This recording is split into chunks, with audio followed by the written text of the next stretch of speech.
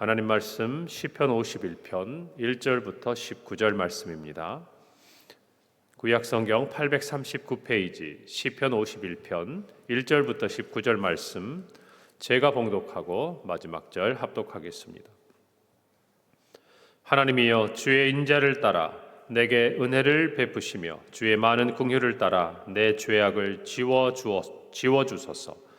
나의 죄악을 맑게 씻으시며 나의 죄를 깨끗이 제하소서. 물은 나는 내 죄과를 아오니 내 죄가 항상 내 앞에 있나이다. 내가 주께만 범죄하여 주의 목전에 악을 행하였사오니 주께서 말씀하실 때에 의로우시다 하고 주께서 심판하실 때에 순전하시다 하리이다. 내가 죄악 중에서 출생하였으며 어머니가 죄 중에서 나를 잉태하였나이다. 보소서, 주께서는 중심이 진실함을 원하시오니 내게 지혜를 은밀히 가르치시리이다. 우슬초로 나를 정결하게 하소서. 내가 정하리이다. 나의 죄를 씻어주소서. 내가 눈보다 희리이다. 내게 즐겁고 기쁜 노래 소리를 들려주소서. 주께서 꺾으신 뼈들도 즐거워하게 하소서.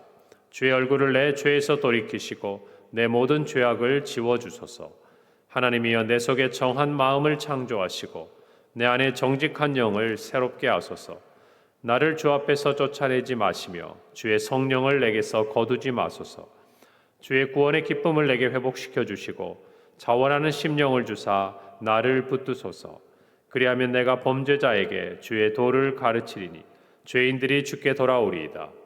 하나님이여, 나의 구원의 하나님이여, 피 흘린 죄에서 나를 건지소서. 내 혀가 주의 의를 높이 노래하리이다. 주여, 내 입술을 열어주소서. 내 입이 주를 찬송하여 전파하리이다. 주께서는 제사를 기뻐하지 아니하시나니 그렇지 아니하면 내가 드렸을 것이라. 주는 번제를 기뻐하지 아니하시나이다. 하나님께서 구하시는 제사는 상한 심령이라. 하나님이여, 상하고 통회하는 마음을 주께서 멸시하지 아니하시리이다. 주의 은택으로 시온의 선을 행하시고 예루살렘 성을 쌓으소서. 함께 읽습니다. 그때 주께서 의로운 제사와 번제와 온전한 번제를 기뻐하시리니 그때 그들이 수소를 주의 제단에 드리리이다. 아멘. 오늘 함께 읽은 하나님 말씀 시편 51편은 너무나 유명한 시이죠. 다윗의 시고 표제어를 보면 다윗이 밧세바와 동침한 후 선지자 나단이 그에게 왔을 때 이 시가 기록되었다라고 우리에게 알려주고 있습니다. 사무엘하 11장과 12절에 보면 우리가 너무나 잘 아는 다윗의 범죄가 기록되어 있습니다. 다윗이 자기의 충성스러운 부하였던 우리아의 아내 밧세바와 동침하는 죄를 범한 이후에 이 밧세바가 잉태한 것을 알고 자신의 이 죄를 숨기기 위해서 충성스러웠던 부하였던 우리아를 전장에 내보내고 또 맨 앞에서 그가 죽음을 당할 수 있도록 살인을 한 그런 끔찍한 죄를 다윗이 범하였죠. 그리고 나서 너무나 정말 뻔뻔하고 또 가증스럽게도 이제 밧세바를 자기가 드리고 취하여 그가 모든 것이 다 끝났다고 잊어버릴 때쯤에 하나님께서 선지자 나단을 통해서 다윗의 모든 죄를 지적하는 그 책망을 듣고 난 이후에 다윗이 참회하는 내용의 시가 바로 오늘 시편 51편의 내용입니다. 저와 여러분이 세상을 살아가면서 주님의 뜻대로 살려고 노력을 하고 애를 쓰지만 우리는 크고 작은 죄악들을 범하기 마련입니다. 물론 다윗과 같은 죄를 범하지 말아야겠죠. 그러나 우리는 또한 다윗의 죄를 보면서 다윗과 같은 정말 하나님이 보시기에 인정할 만한 그런 사람도, 그리고 늘 하나님 앞에서 자신의 그 모든 것들을 겸손하게 하나님 앞에 내려놓고 늘 하나님을 사모하고 그토록 즐거워하고 따르고자 했던 이 다윗 왕도 이렇게 죄로 넘어지는 것들을 볼 때에 정말 우리와 같은 저와 여러분 같은 성도들의 입장에서 보면 죄가 우리에게서부터 멀리 있다, 그렇게 생각이 되지 않는 겁니다. 오늘은 기쁘고 오늘은 감사하고 오늘은 주의 은혜로 살아가지만 우리가 영적으로 조금만 방심하고 깨어있지 않는다면 우리 또한 다윗처럼 어느 순간 우리도 정말 우리의 욕심에 이끌리고 욕망에 이끌려서 우리가 기억하기도 싫은 그런 죄들을, 또 하나님 없이도 사는 것 같은 그런 죄들을 저지를 수밖에 없는 것이 오늘을 살아가는 저와 여러분의 모습이라는 것이죠. 그렇다면 그때 우리는 어떻게 해야 할 것인가?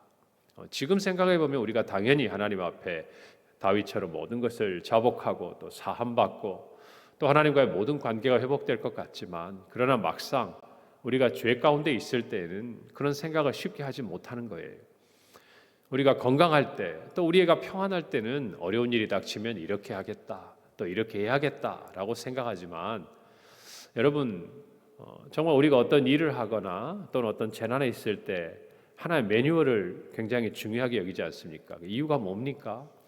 다 알고 있어요. 어떻게 해야 되는지 우리가 평상시에는 끄덕끄덕합니다. 그런데 막상 그 일이 우리 앞에 딱 닥치게 되면은 뭐가 맞는지 사람이 흔들리는 거예요. 그 순간이 되면 정상적이고 올바른 그런 판단을 하기가 어려운 것이 저와 여러분 같은 존재다, 그 말입니다. 그래서 어떤 재난이나 또는 어려울 때에 우리가 어떻게 해야 될지, 또 뭐 기계가 이렇게 고장을 일으켰을 때 어떻게 해야 되는지 항상 거기에 대한 매뉴얼들을 가지고 있으면 갑작스러운 어떤 상황이 됐을 때 그것들을 대체할 수 있는 능력이 생기는 거죠. 죄를 짓기 전에는요, 내가 죄를 지으면 하나님 앞에 이렇게 회복해야겠다라고 생각을 하지만, 막상 우리가 죄 가운데 빠져들어가기 시작하면 정상적인 그런 생각들을 할 수 없는 처지에 놓이게 된다는 것입니다.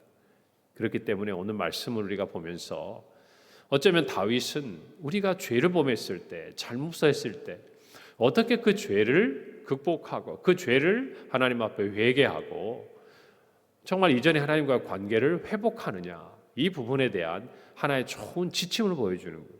기도의 하나의 모범을 보여주는 것이고, 이 기도대로 우리가 하나님과의 관계가 회복되도록 하나님께서는 시편 51편을 우리에게 주시는 겁니다.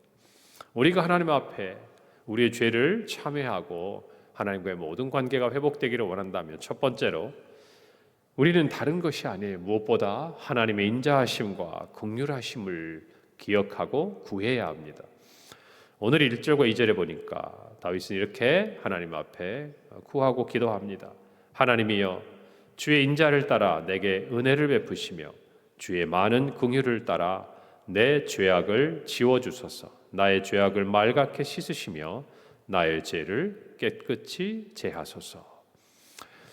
다윗은 하나님 앞에 이렇게 기도하죠. 주의 인자를 따라 내게 은혜를 베풀어 주십시오. 주의 많은 긍휼을 따라 내 죄악을 지워주십시오. 여러분, 우리는 죄를 지었을 때, 또는 우리가 뭔가 하나님 앞에 떳떳하지 못한 어떤 일들을 했을 때 첫 번째 기억해야 될 것들, 하나님이 인자하시다는 것을 기억해야 돼요. 하나님이 우리를 향한 정말 그 긍휼하심이 크다는 것을 우리가 기억을 해야 됩니다. 우리가 무엇인가 우리의 신앙에 있어서 하나님 앞에 회개하고 또 깨끗하게 해야 될 그러한 시점에서 우리를 넘어뜨리고 더 깊은 수렁에 빠뜨리게 하는 것은 꼭 어린 아이들이 무엇인가 잘못을 했을 때 부모님에게 혼나지 않으려고 어떻게 합니까? 감추죠. 감추고 오히려 피하죠. 피하는 거예요. 왜요? 잘못을 했기 때문에. 최초의 인간이었던 아담이 선악을 알게 하는 나무의 그 열매를 따먹었습니다. 그리고 어떻게 합니까? 숨어요. 왜 숨습니까? 두렵기 때문이에요. 저와 여러분도 마찬가지. 우리가 죄를 지으면 완고해지든지 두려워지든지 둘 중에 하나가 됩니다.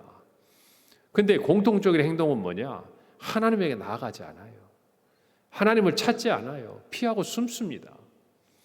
그러면 이 죄의 문제가 해결이 되는 게 아니라 더욱 깊어지는 거예요. 문제가 빨리 해결되려면 우리 어떻게 합니까? 하나님 앞에 나아가야 되는 것이에요. 그런데 그 나아가는 힘이 어디서 나오느냐? 하나님이 인자하신 분이라는 것을 확신할 때 나오는 거예요. 하나님이 비록 내가 잘못을 하고 죄를 지었지만 하나님의 긍휼하심이 크다는 것을 인정을 할 때 우리는 힘겹지만 하나님 앞에 나아갈 수가 있는 것이에요. 우리가 무엇인가 하나님 앞에 잘못한 행동을 했을 때 첫 번째 중요한 것은 그것을 하나님 앞에 알고 하나님 앞에 나아가는 것이에요. 그런데 그 나아가게 되는 가장 중요한 이유가 뭐냐? 하나님은 나를 사랑하신다. 하나님은 인자하신 분이다. 하나님은 비록 내가 죄를 지었지만 이 죄를 사해 주시고 내가 하나님 앞에 나아갈 때 나를 향해 긍휼하심을 베풀어 주실 것이다. 이 확신이 먼저 있어야 되는 거예요. 그것을 가지고 하나님 앞에 나아가는 거예요. 그 하나님의 인자하심을 의지하고 나아가는 거예요. 그것이 저와 여러분에게 가장 중요한 것이에요. 어떻게 우리가 하나님 앞에 인자하심과 긍휼하심을 구합니까? 오직 하나예요. 하나님만이 나의 죄를 사하실 수 있다는 신뢰의 마음에서 나오는 거예요. 여러분, 그래서 오늘 뒤에 나오는 17절에서 다윗이 이렇게 기도하고 있습니다. 하나님께서 구하시는 제사는 상한 심령이라. 하나님이여 상하고 통회하는 마음을 주께서 멸시하지 아니하시리이다. 그는 하나님 앞에 상하고 통회하는 심령을 가지고 나아갑니다. 그럴 수 있는 이유는 딱 하나예요. 하나님께서 상하고 통회하는 심령을, 그 마음을 결코 멸시하지 않으시는 분이라는 것을 아는 거예요. 하나님이 어떤 분인 줄 아는 거예요. 여기서부터 우리가 죄를 해결할 수 있는 출발점이 되는 거예요. 그런데 이것을 잘 모르면 어떻게 합니까? 마치 달란트 비유를 보면 2달란트, 5달란트 받은 사람은 주인이 자기에게 맡겨준 것을 열심히 땀 흘려서 일해서 열매를 거둡니다. 그러나 1달란트 받은 사람은 어떻게 합니까? 묻어둬요. 그리고 이야기합니다. 당신은 내가 이것을 사용하다가 잘못해서 잃어버리면 결코 나를 용서하지 않을 겁니다. 내가 그것을 알기에 이렇게 잘 보존해 두었습니다. 여러분, 그러나 그는 잘못 알았던 것이죠.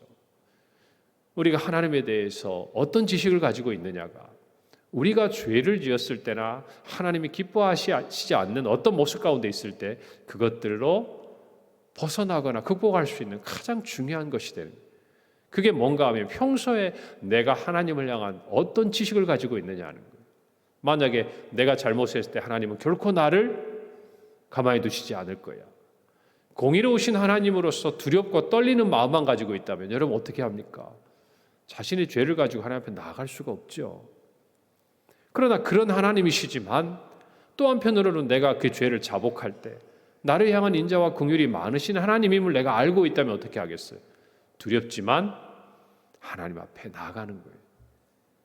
저와 여러분이 하나님이 어떤 분인 줄을 깨닫기를 바랍니다. 하나님은 공의로우신 분이지만 우리를 향한 인자와 그 긍휼하심이 한이 없으신 분이에요. 십자가 은혜가 그걸 얘기하지 않습니까? 우리가 곧 고난주간을 맞이하지만 이 십자가의 은혜가 우리 안에 충만하기를 바랍니다. 두 번째 중요한 거예요. 하나님이 어떤 분인 줄 알고 인자하심과 긍휼을 구하는 이 모습 안에는 우리의 죄에 대한 철저한 자복이 필요합니다. 연결되어 있는 거예요. 다윗은 선지자 나단이 자신을 찾아와서 죄를 지었다라는 부분을 지적당했을 때 그는 그 자리에서 이렇게 고백합니다. 내가 여호와께 죄를 범하였노라. 여러분, 그는 다른 핑계를 대지 않았어요. 선지자가 와서 나단이 그에게 이야기를 했을 때 구차하게 변명하지 않았어요. 내가 이럴 수밖에 없었다. 내가 그때 잠깐 제정신이 아니었다. 이런저런 자신의 행위를 무엇인가 모면해 보려고 하고 회피하려고 하는 시도를 하나님 앞에서 포기합니다. 그리고 하나님이 보내신 선지자 앞에서 너무나도 명확하고 분명하게 이야기합니다. 내가 여호와께 죄를 범하였노라. 여러분, 이것이 하나님 앞에서 죄를 시인하는 성도의 자세의 모습이라는 거예요. 오늘 3절에서 4절 보니까 물은 나는 내 죄과를 아오니 내 죄가 항상 내 앞에 있나이다. 내가 주께만 범죄하여 주의 목전에 악을 행하였으니 라고 이야기하는 거예요. 여러분, 우리는 사람을 의식하면요 감출 수 있다고 생각해요. 사람을 생각하면 이거는 누구도 모를 거라고 생각합니다. 그러나 하나님 앞에서 우리의 죄가 감춰질 수 있다고 생각하는 것 자체가 우리가 하나님에 대해서 너무나 모르는 것이고 이미 죄가 우리의 마음을 어둡게 한 거예요. 여러분, 하나님은 어떤 분입니까? 예레미야 23장 23절에 24절 말씀입니다. 여호와의 말씀이니라. 나는 가까운 데 있는 하나님이요 먼 데 있는 하나님은 아니냐. 여호와의 말씀이니라. 사람이 내게 보이지 아니하려고 누가 자신을 은밀한 곳에 숨길 수 있겠느냐. 여호와가 말하노라. 나는 천지에 충만하지 아니하냐. 하나님은 충만하신 분이라는 거예요. 우리가 어디에 있든지 무엇을 하든지 그 모든 것을 하나님은 다 보고 아시는 분이라는 겁니다. 그러니 그 하나님 앞에서 하나님이 어떤 분인 줄 알았다면 우리는 첫 번째로 인자와 긍휼을 구하지만 두 번째로 그 하나님 앞에서 내가 지은 모든 죄를 자복해야 하는 것이 여기서부터 시작하는 겁니다. 우리의 자녀들이 실수할 수 있습니다. 유리창도 깨트릴 수 있고 부모님이 아끼는 뭘 깨트릴 수도 있습니다. 근데 우리가 가르치는 게 뭡니까? 늘 정직하게 자기의 잘못을 이야기하면 부모님들이 혼은 내실 수 있어도 잠깐 그럴 수 있어도 이후에 그 자녀의 잘못을 용서하시잖아요. 인간들도 그럴진데 우리가 하나님 앞에 자복할 때 우리가 먼저 말씀드린 대로 하나님 인자함과 그 긍휼함이 우리를 향한다는 거예요. 그러나 여기에는 전제가 있어요. 저와 여러분이 하나님 앞에서 죄를 자복해야 된다는 거예요. 우리의 죄를 하나님 앞에 낱낱이 이야기해야 되는 거예요. 요한일서 1장 9절 말씀, 우리가 예배 시간마다 참회 기도를 한 다음에 이 성경 구절을 읽지 않습니까? 만일 우리가 우리 죄를 자백하면 그는 미쁘시고 의로우사 우리 죄를 사하시며 우리를 모든 불의에서 깨끗하게 하실 것이요. 여러분, 우리의 죄를 자백했을 때 하나님은 우리의 죄를 사하시는 분입니다.